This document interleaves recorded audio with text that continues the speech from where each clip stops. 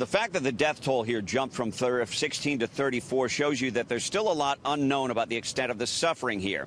Early on, doctors told us they anticipate that this will transfer from a humanitarian crisis to a health crisis, and the weapon to combat that deployed by the U.S. military, the U.S. Navy, is a USNS Comfort. This is a converted oil tanker that is now a floating hospital. They have a 50-bed emergency room. They've got recovery rooms. They can deliver babies on board. They've got operating rooms. In fact, about the only difference between this and your local hospital is that the beds are tied down and you cannot operate an MRI on board a big metal ship with the navigation equipment because a giant magnet would cause all sorts of problems. What doctors intend to be dealing with? People who've been off their medications and all of the health problems you get from living in unclean conditions.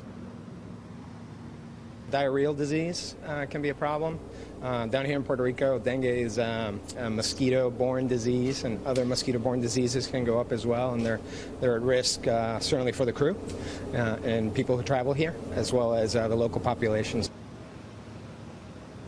At the moment, there are only 2 patients on board. The captain of the ship here is waiting on specific orders to deploy to a specific location on the island where it is determined that the need is the greatest. They can equip the hospitals on land. They can even generate their own oxygen.